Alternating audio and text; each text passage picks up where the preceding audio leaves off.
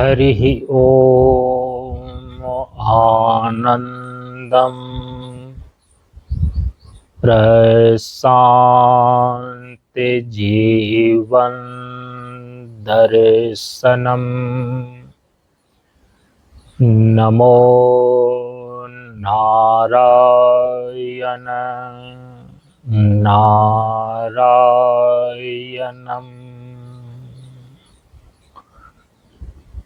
ओम।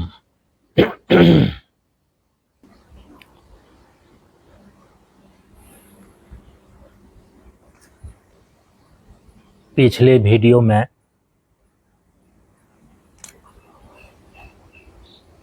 आप सभी लोग सुन चुके हैं कि नवरात्र में जो शक्ति साधना किया जाता है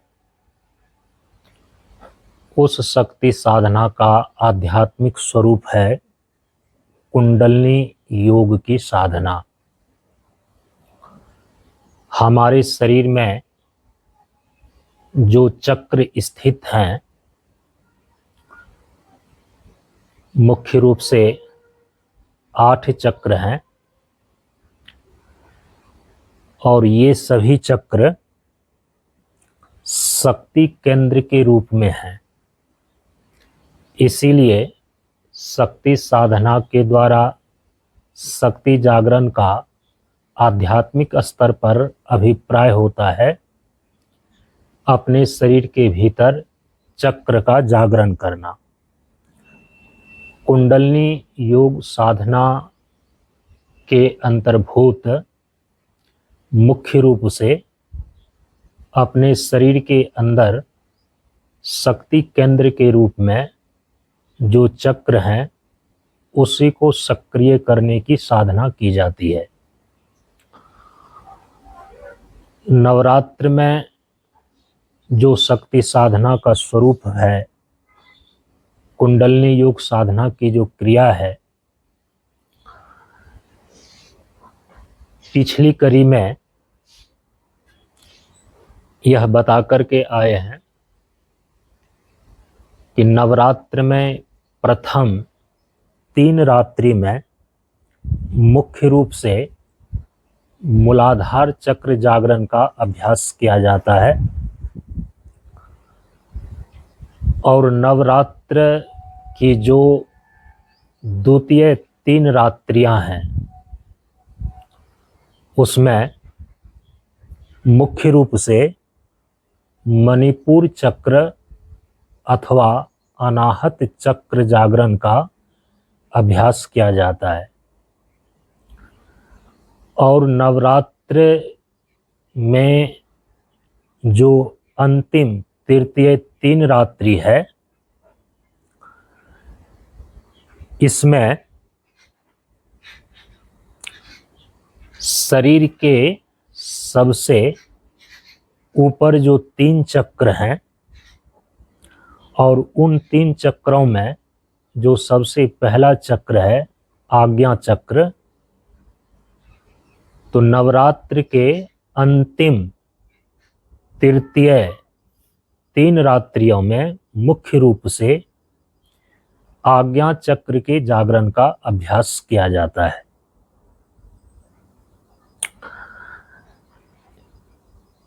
नवरात्र के अंतिम 3 रात्रियों का अभिप्राय है नवरात्र की सप्तमी की रात्रि, अष्टमी की रात्रि और नवमी तिथि की रात्रि।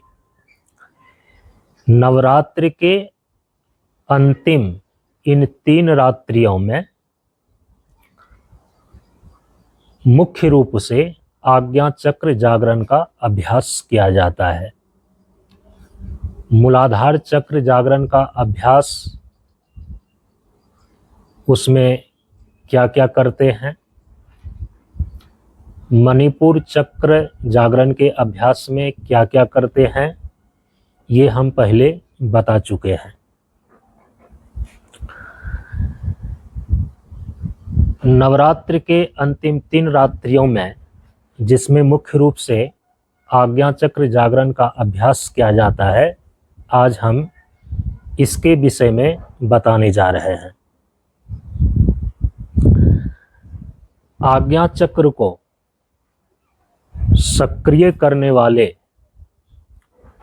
कुंडलिनी योग साधना के अंतर्गत जो योग की क्रिया का अभ्यास है, उसमें सर्वप्रथम प्राणायाम के अंतर्गत शीत क्रम व वात क्रम कपालभाति प्राणायाम तथा नाड़ी शोधन प्राणायाम का अभ्यास किया जाता है। इसके बाद मुद्रा और बंध के अंतर्भूत त्राटक की क्रिया का अभ्यास एवं सांभवी मुद्रा का अभ्यास किया जाता है।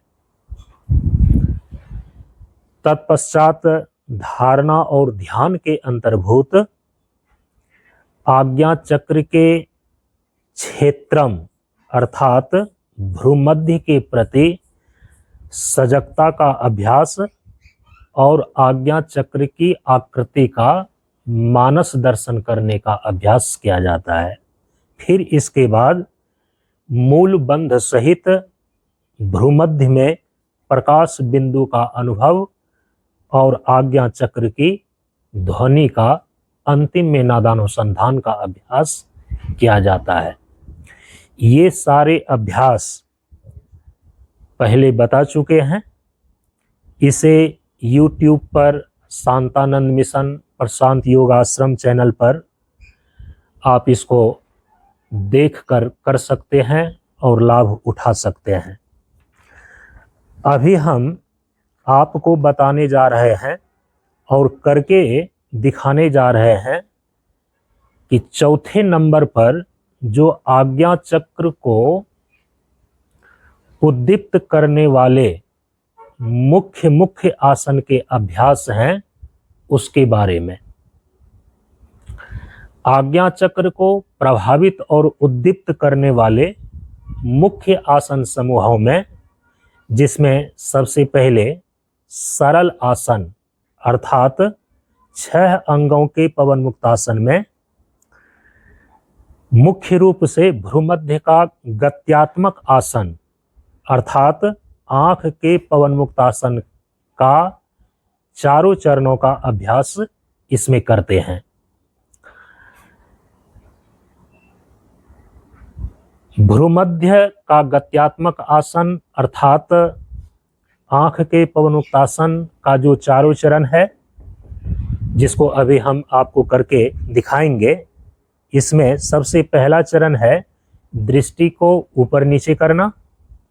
दूसरा चरण है दृष्टि को दाएं बाएं करना।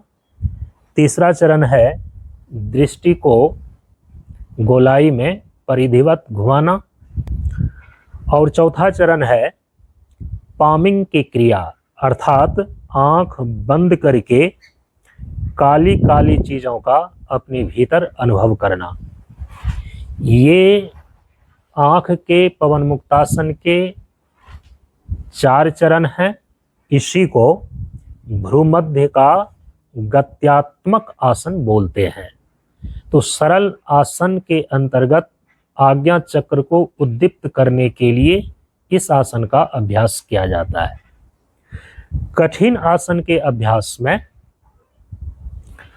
आज्ञा चक्र को प्रभावित और उद्दीप्त करने वाले जो मुख्य आसन हैं, उसमें पहला है पादादिरासन, दूसरा है आनंद मदिरासन, तीसरा है मत्स्येंद्रासन, चौथा है ताड़ासन, पांचवा है एक पाद प्रणामासन, छठा है नटराज आसन और अंत में 7वां है जिसमें शरीर को विश्राम देने का प्रयास करते हैं, उस आसन का नाम है अद्वासन। तो इस प्रकार से आज्ञा चक्र को उद्दीप्त करने वाले सरल आसन समूह के अंतर्गत जो आसन हैं और कठिन आसन के समूह के अंतर्गत जो आसन है अभी हम आपको इसका अभ्यास करके दिखाने जा रहे हैं, ताकि आप इसको ठीक ठीक ढंग से सीख करके और इसका अभ्यास करके लाभ उठा सकें। जैसा कि पहले भी बता चुके हैं, आसन का अभ्यास करने में कुछ सावधानियां रखनी पड़ती है। आसन का अभ्यास खाली जमीन पर नहीं करनी चाहिए। खाली जमीन पर करनी हो तो कंबल, दरी या बोरी बिछा करके करें, अथवा जैसे कि हम चौकी पर बैठे हुए हैं या कोई लकड़ी का तख्त हो उस पर बैठकर आसन के अभ्यास किए जा सकते हैं। शरीर पर जो उत्तरीय वस्त्र हो, घड़ी हो, माला इत्यादि हो, चश्मा अथवा अंगूठी हो, इन सारी चीज़ों को उतार देनी चाहिए, ताकि आसन के अभ्यास करने में किसी भी प्रकार की असुविधा न हो सके।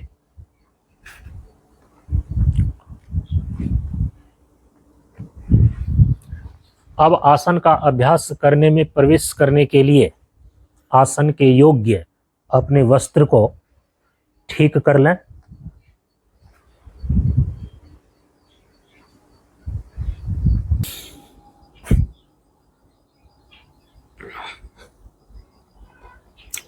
आइए अब आसन का अभ्यास आरंभ करते हैं।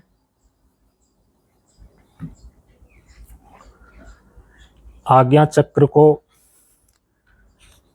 प्रभावित व उद्दीप्त करने वाले सर्वप्रथम सरल आसन के समूह में आंख के पवन मुक्तासन का अभ्यास है, जो 4 चरण में किए जाते हैं, जिसमें सबसे पहला चरण है दृष्टि को ऊपर और नीचे करना। यह अभ्यास पद्मासन में बैठ करके किया जाता है। तो सबसे पहले शरीर को पद्मासन में ले आइए। पद्मासन में बैठने के लिए पिछले दिन बता चुके हैं कि जब दोनों पैर को सामने फैला करके इस अवस्था में बैठे रहते हैं तो बाएं पैर को मोड़ करके दाहिने जंघे के ऊपर रखना है, फिर दाहिने पांव को मोड़कर बाएं जंघे के ऊपर रखते हैं। इसका नाम है पद्मासन। इसी को दूसरे शब्दों में कमलासन भी बोलते हैं। पद्मासन की स्थिति में बैठकर आंख का पवन मुक्तासन 4 चरण में पूर्ण होता है। पद्मासन में बैठने पर दोनों हाथों को दोनों घुटनों पर रखते हैं। मेरुदंड और धड़ बिल्कुल सीधा रहना चाहिए। आंख के पवन मुक्तासन के सबसे पहले चरण में सिर को सीधा रखते हुए दृष्टि को सामने एक बिंदु पर स्थिर करते हैं, और सामने जिस बिंदु को स्थिर कर देते हैं उसको निश्चित किए रहना है।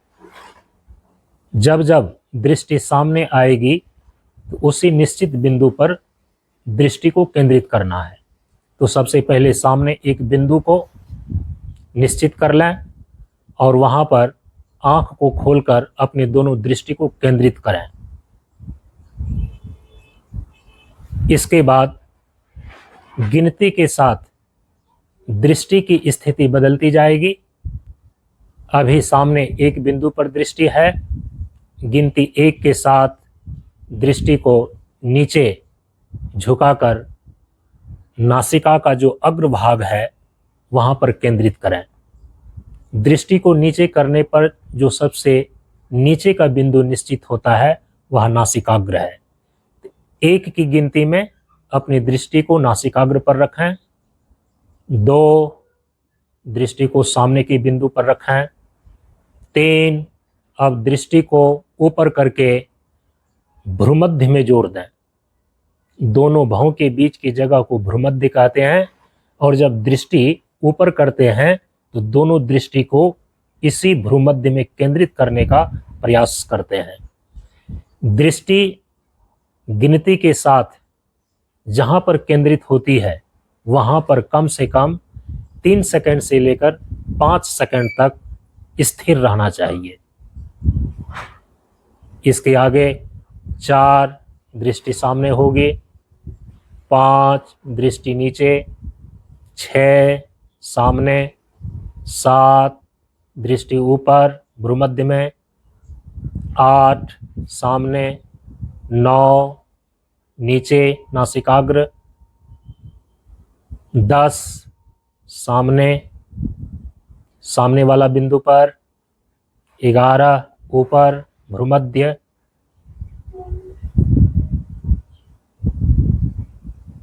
12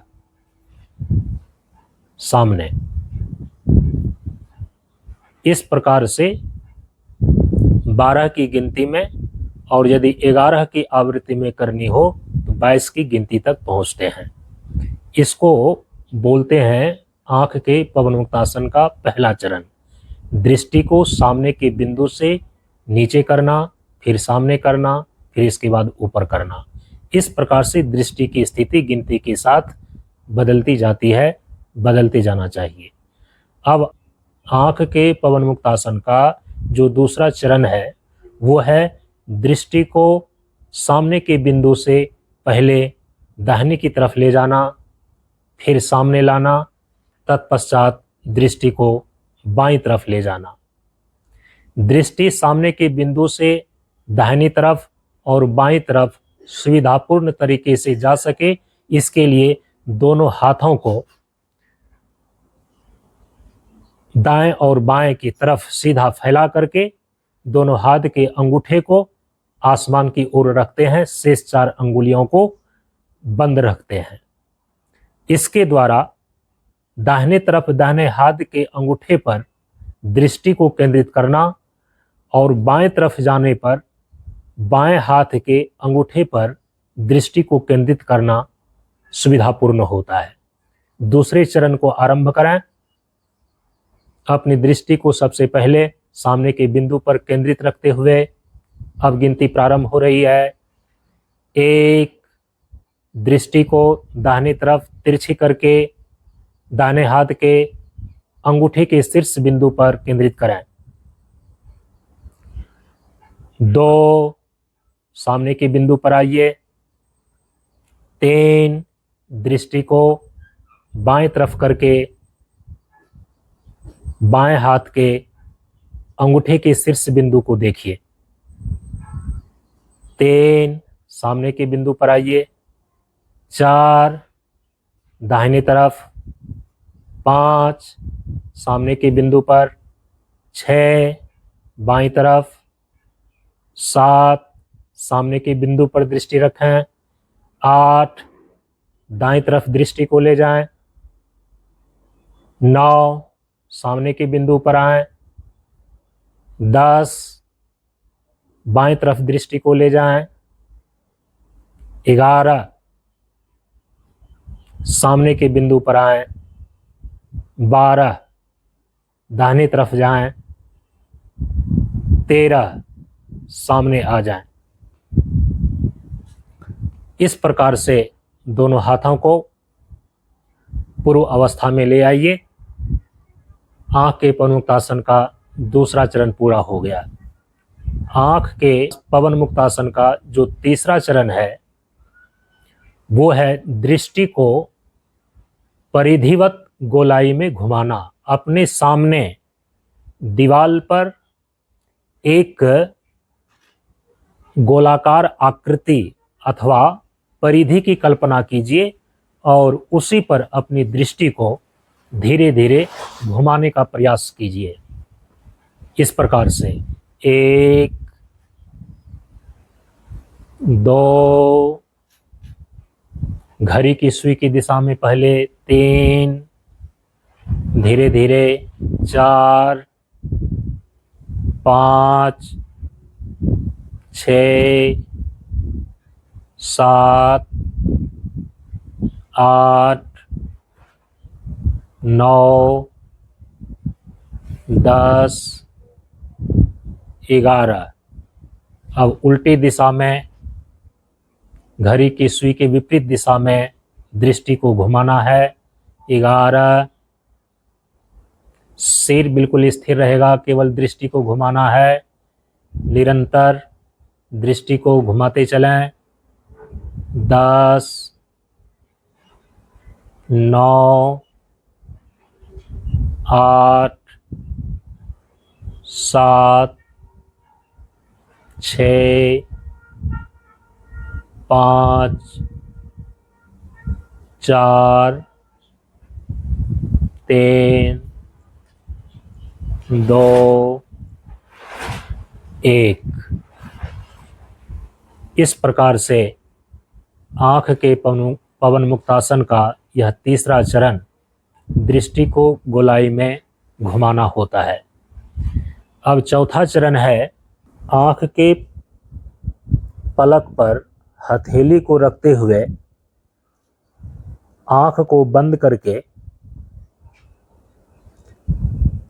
अपने भीतर काले काले चीज़ों का अनुभव करना है। इसको अंग्रेजी में बोलते हैं पामिंग क्रिया। काले काले चीज़ों में जैसे काले काले बादल, काले काले बादल का ख्याल करना है अपने अंदर। काले काले बाल, काले काले बाल का ख्याल करना है। काला काला कोयला,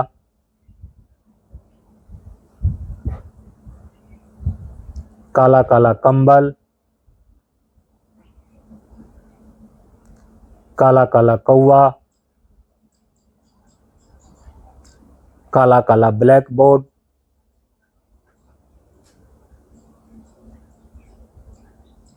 काला काला जामुन, काला काला छाता, काली काली कोयल, काली काली सड़क,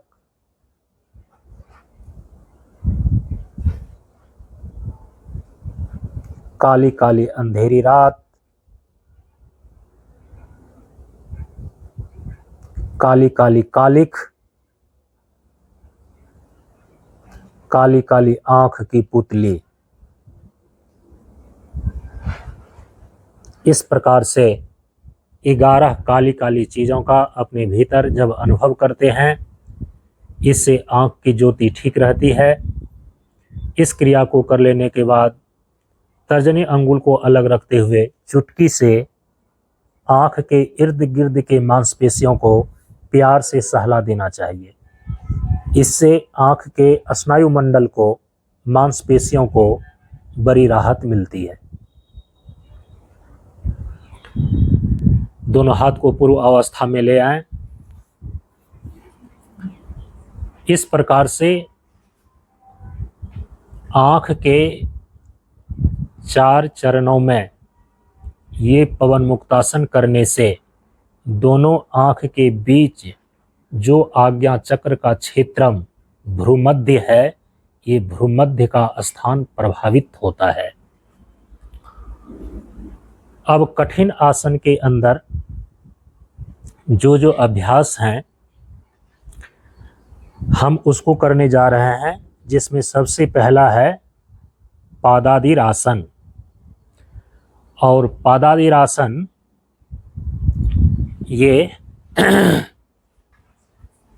वज्रासन में किए जाते हैं। तो अपने पाँव को सबसे पहले वज्रासन की स्थिति में ले आना है। इसके लिए पद्मासन से पैर को खोल करके सामने फैला दीजिए। ये अब वज्रासन की स्थिति में आने के लिए सबसे पहले बाएं पाँव को मोड़ करके बाएं जंघे के नीचे और दाहिने पाँव को मोड़ करके दाएं जंघे के नीचे ले आइए। वज्रासन की स्थिति ये है। पीछे दोनों एरी दोनों पुट्ठों के पार्श्व भाग से सटा हुआ रहता है और दोनों पंजा जो है एक दूसरे पे इस प्रकार से हल्का चढ़ा हुआ रहता है। सामने दोनों घुटना आपस में सटा हुआ और दोनों हाथ दोनों घुटने पर जब रखते हैं तब इसको बोलते हैं वज्रासन। तो वज्रासन की स्थिति में बैठकर पादादिरासन हाथ की स्थिति को लेकर के है।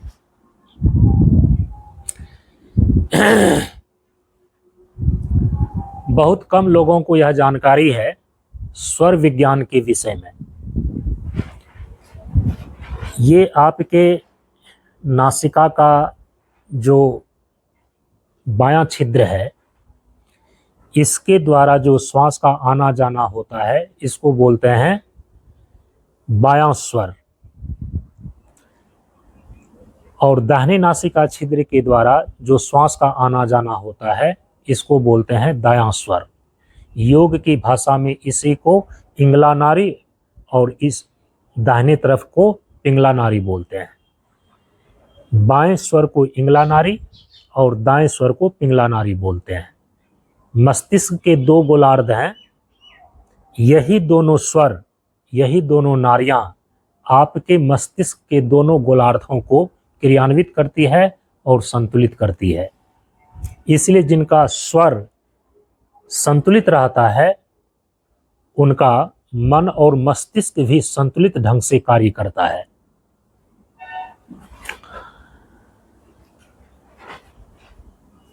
कभी बायां स्वर तेज चलता है तो कभी दायां स्वर तेज चलता है।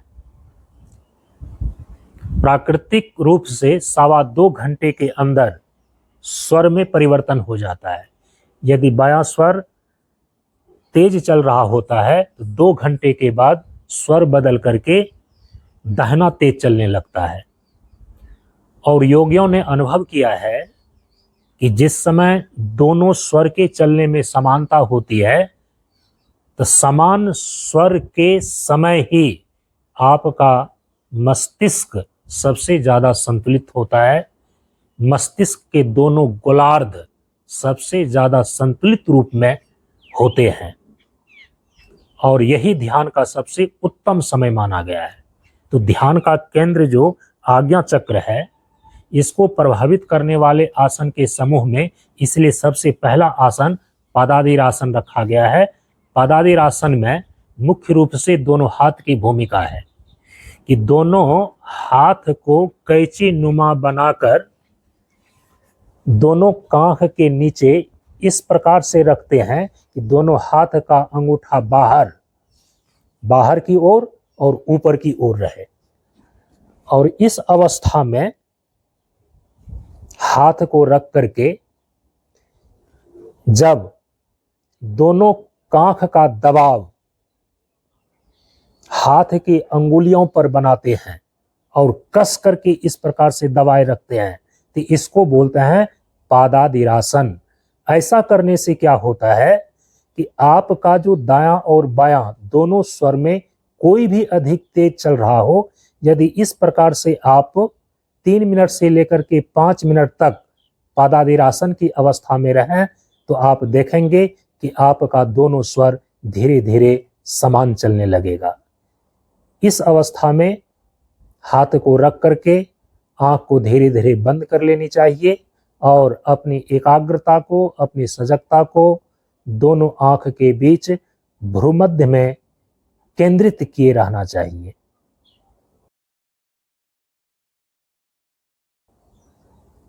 इसको बोलते हैं पादादिरासन।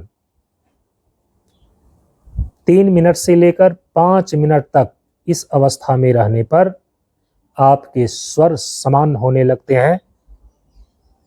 स्वर समान रूप से दोनों नासिका छिद्रों के भीतर चलने लगता है और आपके मस्तिष्क में एक अद्भुत संतुलन स्थापित होता है जो ध्यान के लिए सबसे महत्वपूर्ण क्षण माना जाता है।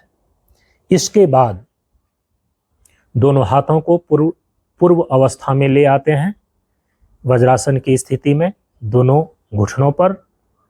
अब जो दूसरा कठिन आसन है, कठिन आसन के अंदर जो दूसरा अभ्यास है वो है आनंद मदिरासन। आनंद मदिरासन का अभ्यास वज्रासन में ही करते हैं और इसमें थोड़ा सा परिवर्तन किया जाता है। मदिरा शब्द का तात्पर्य यहां पर है कि जैसे कोई मदिरापान करने के बाद वह बाहर की चिंताओं से, बाहर की चीज़ों से मुक्त होकर के और अपने भीतर के तनाव से मुक्त होकर के वह एक अपने भीतर मदमस्त अवस्था में रहता है और अपने भीतर एक तनाव रहित आनंद की अनुभूति होती है। पादादिरासन के बाद जब दाएं और बाएं स्वर में थोड़ा संतुलन आ जाता है, हाथ की स्थिति को बदल करके वज्रासन में जब इस प्रकार से रखते हैं,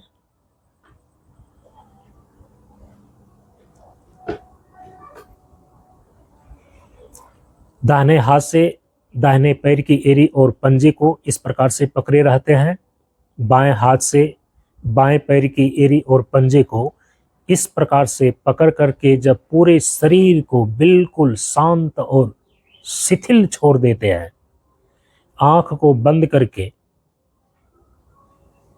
अपनी सजगता को भ्रूमध्य में केंद्रित किए रहते हैं, तो धीरे धीरे मानसिक तनाव और बाहर की चिंताओं से रहित होकर एक विशेष प्रकार के आनंद और निश्चिंतता की अनुभूति होती है।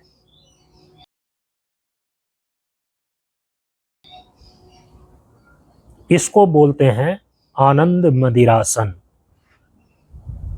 यह आज्ञा चक्र को, भ्रूमध्य को, उसके प्रति चेतना की सजगता को पैदा करने में यह सहायक सिद्ध होता है। कठिन आसन के अंदर अब जो तीसरा आसन है, उस तीसरे आसन का नाम है मत्स्येंद्र आसन। योगियों में एक बहुत बड़े योगी हुए जिनका नाम था नाथ संप्रदाय के अंदर मत्स्येंद्र नाथ। कहा जाता है कि मत्स्येंद्र नाथ योगी को जिस अवस्था में अधिक से अधिक सिद्धियों की उपलब्धि हुई थी, तो उसी के नाम पर एक आसन प्रचलित हो गया जिसका नाम पड़ा मत्स्येंद्र आसन। मत्स्येंद्र नाथ योगी के नाम पर इस आसन का नाम पड़ा है। इसको करने के लिए वज्रासन से ही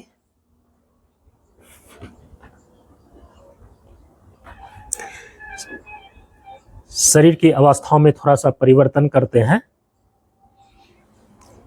कि वज्रासन से सबसे पहले पांव को सामने खोल करके फैला देते हैं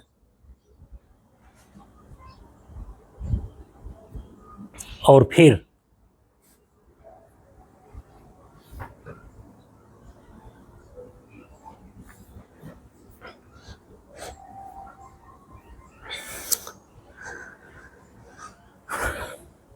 बाएं पांव को सीधा रखते हुए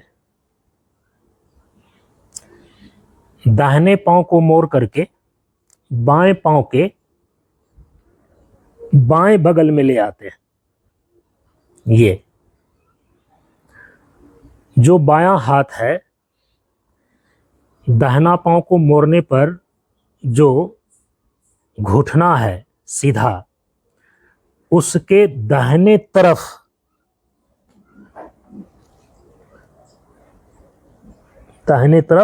ले जा करके अंगूठे को पकड़ने का कोशिश होगा।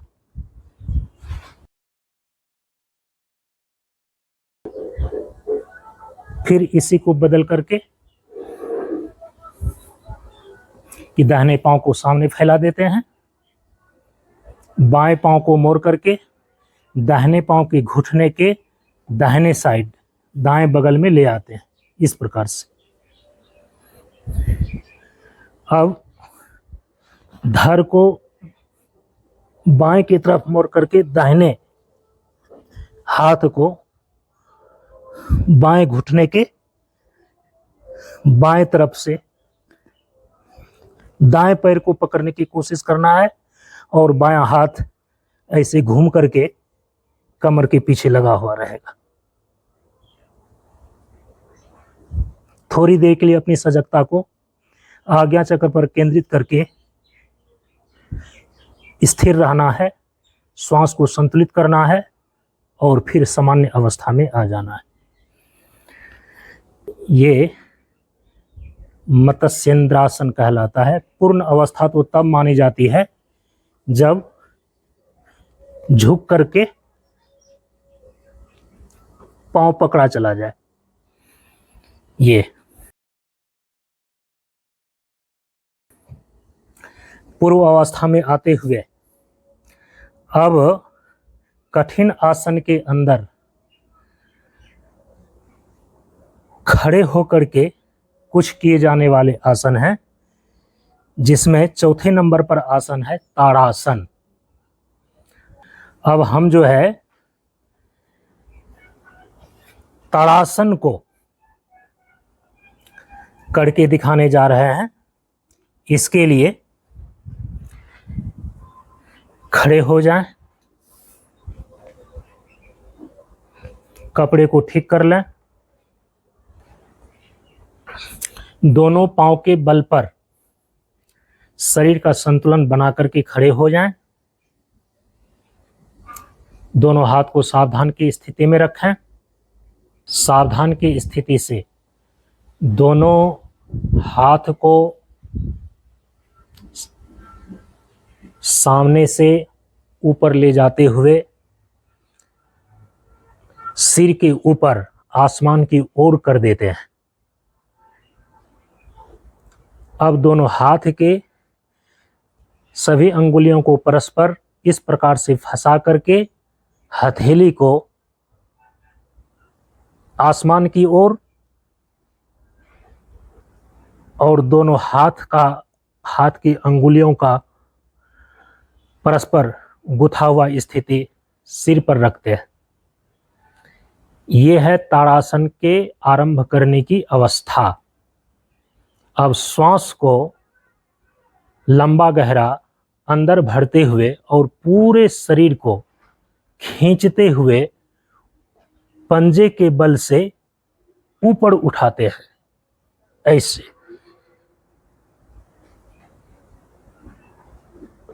श्वास लेकर के अपने भीतर इस अवस्था में जितने समय तक रह सकते हो रहना है और फिर श्वास को छोड़ते हुए धीरे धीरे एड़ी को जमीन पर लाना है और हाथ को सिर के ऊपर। फिर इस आवृत्ति को दोहराते हैं। श्वास लंबा गहरा ऊपर की ओर खींचते हुए हाथ को ऊपर तान करके रखें, पंजे के बल से पूरे शरीर को ऊपर खींच करके स्थिर रखिए। अभ्यंतर कुंभक में जब तक रह सकते हो रहना है। फिर श्वास छोड़ते हुए एड़ी को जमीन पर लाना है, हाथ को सिर के ऊपर। इस प्रकार से 5 आवृत्ति से लेकर 10 आवृत्ति तक इस क्रिया को कर सकते हैं। 1 2 3 4 5 6 7 8 9 10। अब दोनों हाथ को सावधान की स्थिति में ले आइए। इसको बोलते हैं ताड़ासन का अभ्यास। तारासन के बाद कठिन आसन के अंदर जो 5वां अभ्यास है, आज्ञा चक्र के लिए कठिन आसन के अभ्यास में 5वां आसन है एक पाद प्रणामासन। सावधान की स्थिति से सबसे पहले दाहिने पांव को मोड़ करके उसकी एड़ी को बाएं जांघ से इस प्रकार से सटा कर रखते हैं कि एड़ी अंडकोश से सटा हुआ रहे और पंजा बाएं जांघ से सटा हुआ रहे। दोनों हाथ को जोड़ करके प्रणाम की स्थिति।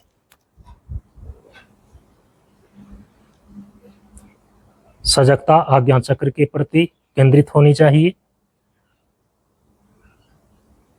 फिर दोनों हाथ को नीचे कर लें, पांव को भी नीचे कर लें,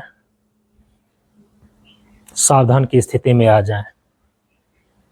अब बाएं पांव को मोड़ करके एड़ी को दाहिने जंघे के ऊपर इस प्रकार से सटा कर रखें कि एड़ी अंडकोश से सटा हुआ रहे और पंजा दाहिने जांघ से सटा हुआ रहे बाएं पैर का। जब ठीक ढंग से संतुलन बन जाए तो फिर धीरे धीरे हाथ को सामने से ला करके प्रणाम की मुद्रा में करते हुए सीने से सटा कर रखते हैं।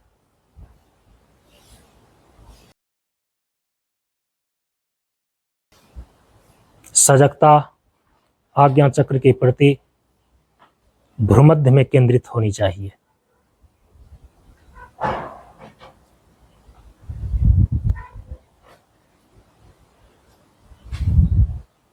दस 20 सेकंड रहने के बाद हाथ को धीरे धीरे नीचे ले आते हैं और बाएं पांव को भी धीरे धीरे जमीन पर ले आते हैं। सावधान की स्थिति। ये हुआ एक पाद प्रणामासन। अब कठिन आसन के अंदर जो छठा आसन का अभ्यास है वह है नटराज आसन।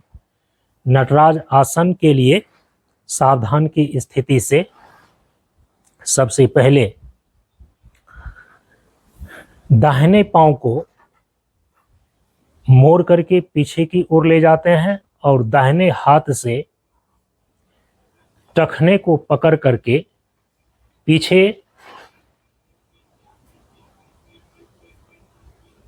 तान करके रखते हैं और आगे बाएं हाथ को सामने।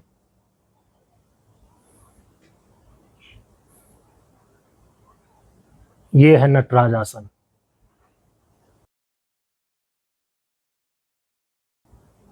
एकाग्रता आज्ञा चक्र पर केंद्रित होनी चाहिए।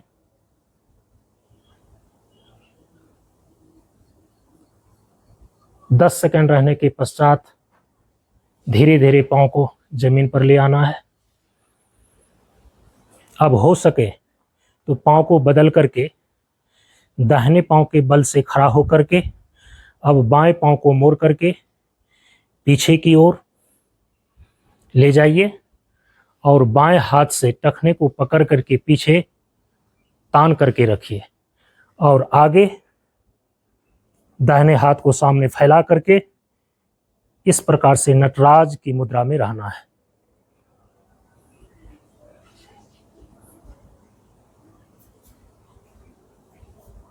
एकाग्रता आज्ञा चक्र पर बनी रहनी चाहिए। 10 सेकंड के बाद पांव को जमीन पर ले आना है। अब कठिन आसन करने के पश्चात शरीर को विश्रांति देने के लिए जो आसन है उसका नाम है अद्वासन। 7वां आसन है अद्वासन। इसके लिए पेट के बल से लेट जाइए,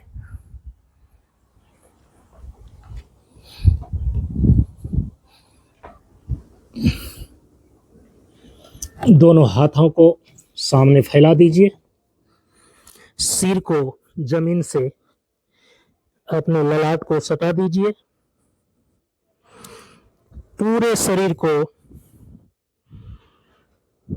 बिल्कुल ढीला और शिथिल छोड़ दीजिए। शरीर में किसी भी प्रकार का कोई तनाव नहीं हो।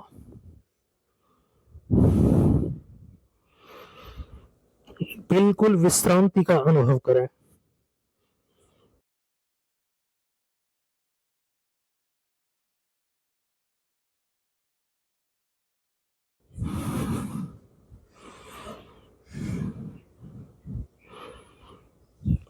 पाँच 10 सेकंड तक शरीर को इस प्रकार से विश्रांति देने के पश्चात उठ करके बैठ जाएं।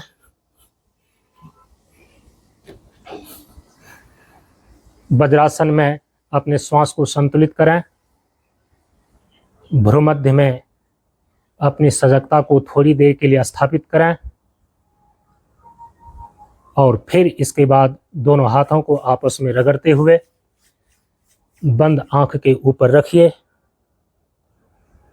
हल्का हथेली का दबाव आंख के ऊपर बनाइए। चिदाकाश के पर्दे पर आंख बंद करने पर जो सामने काला अंधेरा पर्दा दिखाई पड़ता है, यही चिदाकाश का पर्दा है। इस पर चिदाकाश के काले पर्दे पर उभरते हुए विभिन्न प्रकार के रंगों का अवलोकन कीजिए।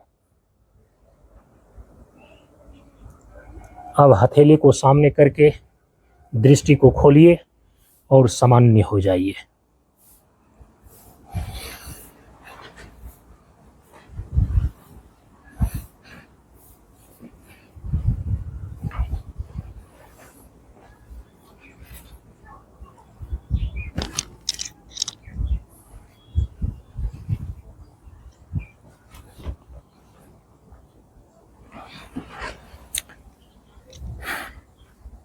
इस प्रकार से